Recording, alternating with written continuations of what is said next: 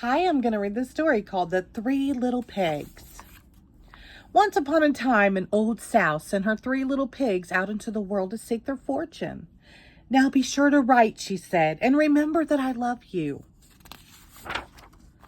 The first little pig met a man with a load of straw. I know, said the little pig.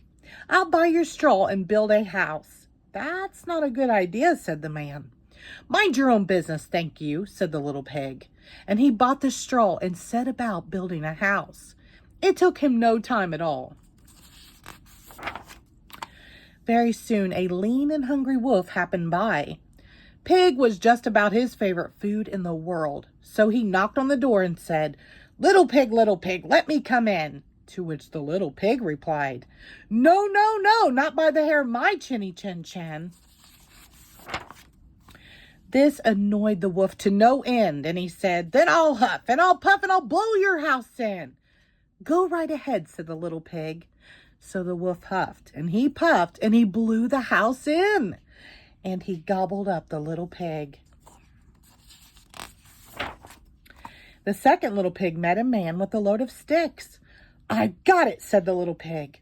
I'll buy those sticks and build a house. I'd think twice about that, said the little man. Oh, pooh, said the little pig. What would you know? And he bought the sticks and went to work building a house. Very pretty, he said. No sooner had the little pig settled into his pretty house than the wolf happened by. He was still hungry, and he said, little pig, let me come in. To which the little pig replied, no, no, no, not by the hair of my chinny chin chin.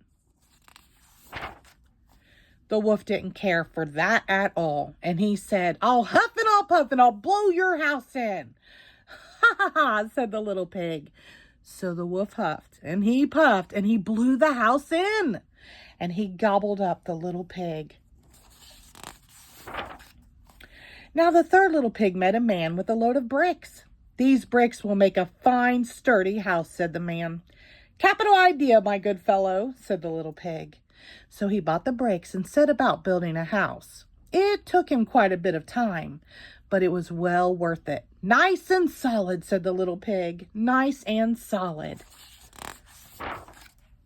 But no sooner had the little pig moved in than he noticed the wolf loitering about. And the wolf, who was still hungry, said, little pig, let me come in. To which the little pig replied, no, no, no, not by the hair of my chinny chin chin. Well, the wolf had heard that before, and he said, then I'll huff and I'll puff and I'll blow your house in.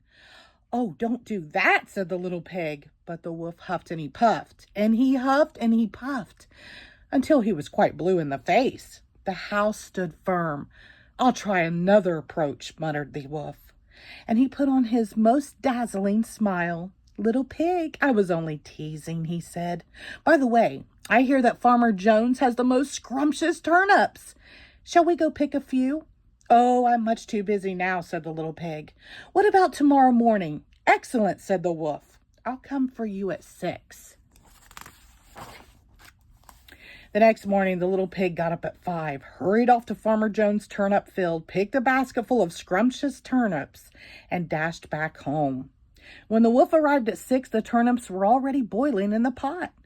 Sorry, I couldn't wait, said the little pig. The wolf tried not to show his displeasure. No harm done, he said. By the way, there is a lovely apple tree down in Merry Meadow. Shall we go help ourselves to a few apples? I must cook my turnips, said the little pig. Let's meet there tomorrow morning. Splendid, said the wolf. Shall we say at 5? The next morning, the little pig was up at 4 and went off for the apples. It took longer than he expected to reach Merry Meadow. And while busy gathering apples in the highest tree, he saw the wolf approaching. Do try one of these, he called down, throwing an apple as far as he could. When the wolf chased after the apple, the little pig shimmied down the tree and made it safely home. The next day, the wolf came again. Really, he was quite put out. There's a fair today on Hog Hill, he said. Would you care to go? Why don't we meet there, said the little pig. Would 3 o'clock suit you? Colossal, said the wolf. 3 it is, just to make sure he would be there at 2. At 1 in the afternoon, the little pig went to the fair and had a fine time, so fine that he lost track of the hour. Suddenly, out of the corner of his eye, he saw the wolf climbing up the hill. Without a minute to spare, the little pig jumped inside an empty butter churn and rolled down the hill toward the wolf. Well, the wolf was so scared, he ran all the way home. That evening, the wolf went to the little pig's house and told him how frightened he'd been by a great round thing that came down the hill.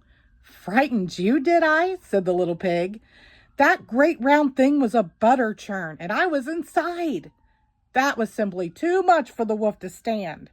"I've been nice long enough," he cried. "I'm going to eat you up right now." And he climbed onto the roof. When the little pig saw this, he put a big iron pot in the fireplace and quickly stoked the fire.